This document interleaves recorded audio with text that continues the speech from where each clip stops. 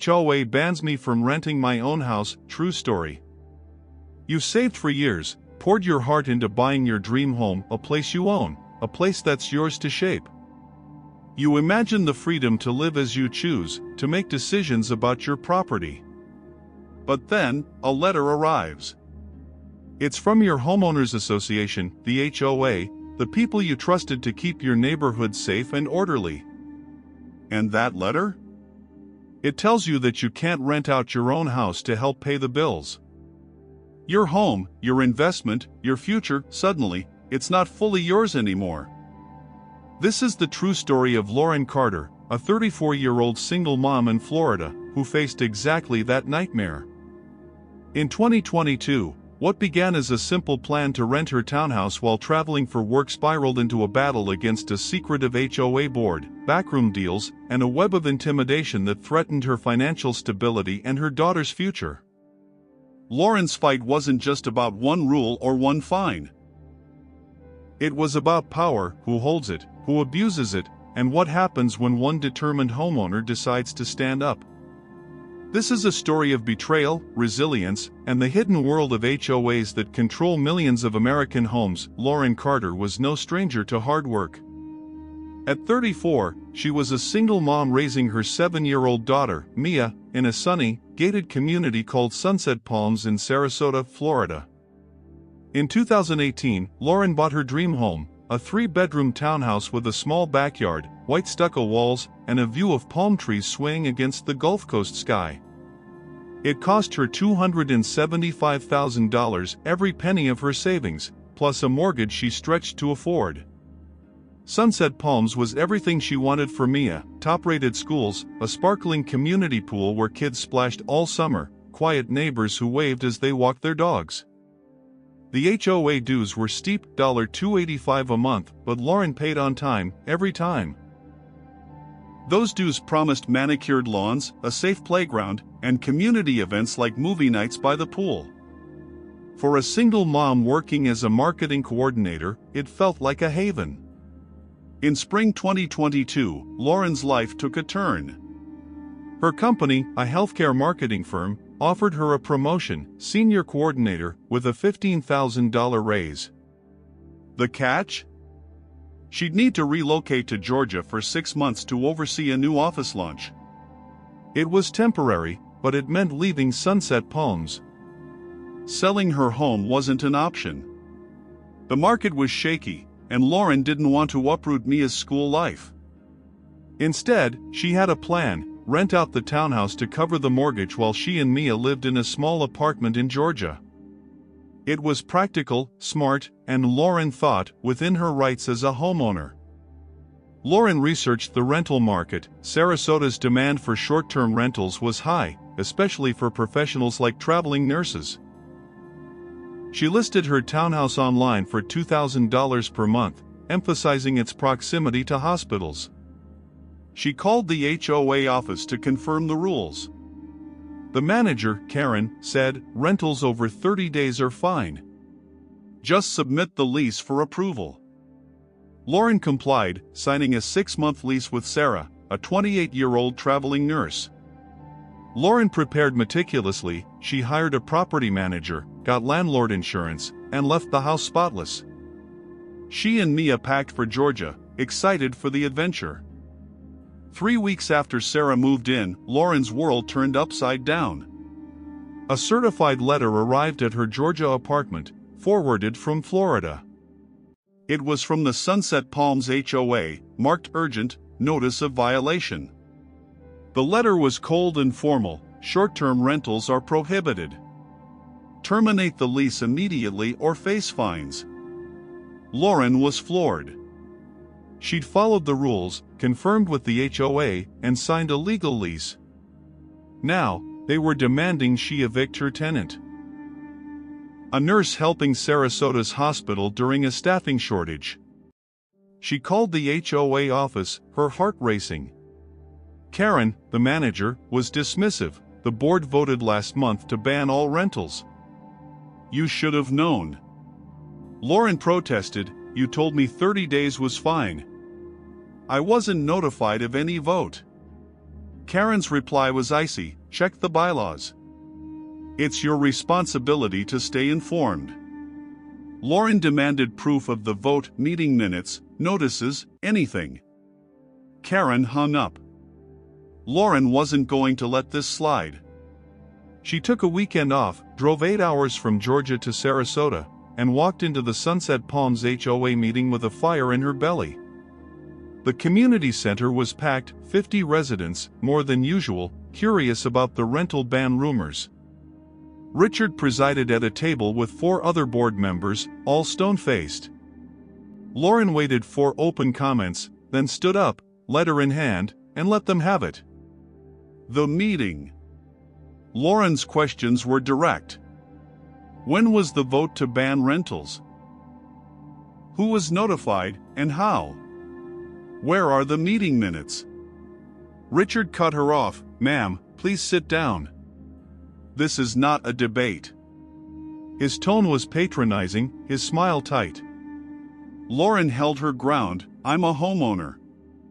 I have a right to know. She read the violation letter aloud, her voice steady. Gasps rippled through the room. Neighbors chimed in.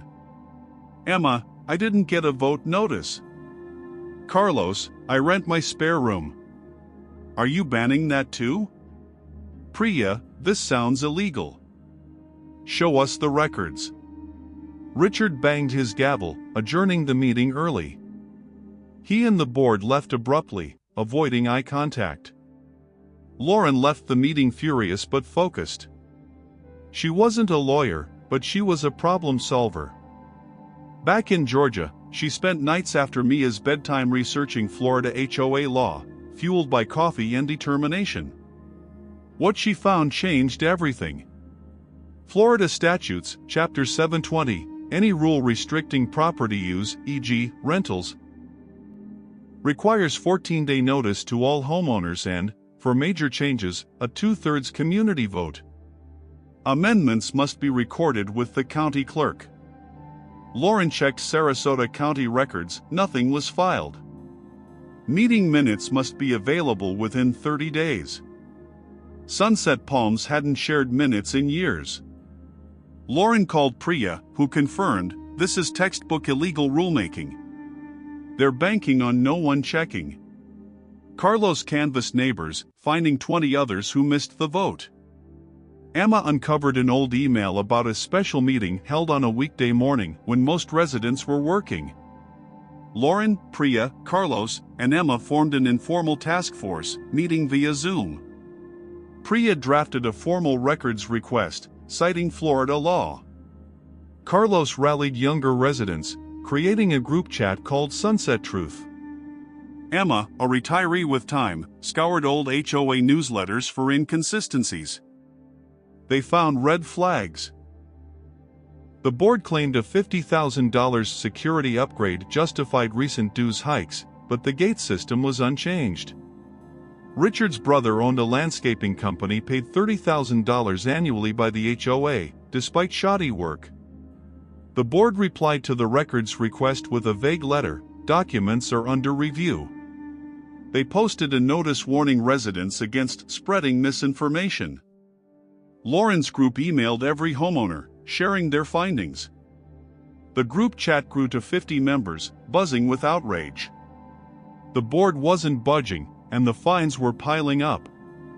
By July 2022, Lauren owed $1,400, $50/day for keeping her tenant. She couldn't pay it without dipping into Mia's college fund. Desperate, she hired Rachel Gomez, a Sarasota attorney specializing in HOA disputes. The legal move. Rachel's letter to the board was scathing. Demanded proof of the rental ban vote, date, notice, minutes. Cited Florida Statute 720.306, illegal rule changes are unenforceable. Requested immediate cancellation of fines and confirmation Lauren could rent. Threatened a lawsuit for damages, including emotional distress. Rachel's advice to Lauren, document everything. Don't back down. HOAs hate publicity. The board sent a cease and desist letter, accusing Lauren of defaming them. They doubled down, emailing residents that rentals threatened community values. But cracks appeared. 2 board members, uncomfortable with the conflict, stopped attending meetings. Richard's emails grew defensive, blaming a small group of agitators. Under pressure, the board started to crack. In August 2022, Richard emailed Lauren directly, "Let's not get lawyers involved. Meet me for coffee." Lauren refused. She'd learned her lesson about verbal promises. She insisted on written agreements. Days later, the HOA's attorney responded with an offer: waive the fines, but only if Lauren canceled Sarah's lease immediately. Rachel rejected the deal, calling it extortion. She countered: drop the fines, suspend the rental ban, and provide full financial records for the past 2 years. The board stalled, but the local news story and growing resident outrage forced their hand. In a closed meeting, they voted to suspend the rental ban and cancel Lauren's fines. They sent a vague email to residents: due to concerns, rental policies are under review. No apology, no admission of fault. Lauren's victory. Sarah stayed in the townhouse, completing her lease. Lauren avoided financial ruin. But the fight wasn't over. The board still held power. Soundbite: Lauren reenacted "It felt like a win, but I knew they'd try again. I wasn't done." Lauren returned to Sunset Palms in October 2022, her promotion complete, her home intact. Mia ran to her bedroom, hugging the glow-in-the-dark stars. But Lauren wasn't the same. She'd seen the HOA's true colors, and she wasn't going to stay silent. In 2023, the board tried to reintroduce the rental ban. This time, Lauren's group was ready. Over 200 residents attended the vote, a record. The measure failed, 180 to 20. Transparency became the norm: budgets posted online, meetings live-streamed. Priya won a board seat, ensuring accountability. Broader implications. HOAs nationwide face similar issues. 60% of complaints involve rule disputes or financial secrecy. Read your bylaws. Ask questions. Show up. One voice can start a movement. Lauren reenacted "I fought for Mia, for our home. But I also fought for every neighbor who didn't know their rights." Lauren Carter took on an HOA and won, not just for herself, but for Sunset Palms. Her story proves that HOA boards aren't untouchable. They count on silence, on homeowners who don't know their rights. But when you stand up, when you demand transparency, you can change the game. What do you think? Was Lauren right to risk everything? Would you have fought or walked away? Drop your thoughts in the comments below. And if you've got an HOA nightmare, whether it's unfair fines, secret rules, or outright abuse, share it with us at HOStoryZone.com. Your story could be our next feature. Subscribe to HOA StoryZone for more true stories of power, injustice, and homeowners fighting back. Hit the bell so you don't miss our next expose. Together, we can shine a light on HOA abuse and empower communities everywhere. This is HOA StoryZone, signing off, because your home is your castle, and no board should rule it like a dictatorship.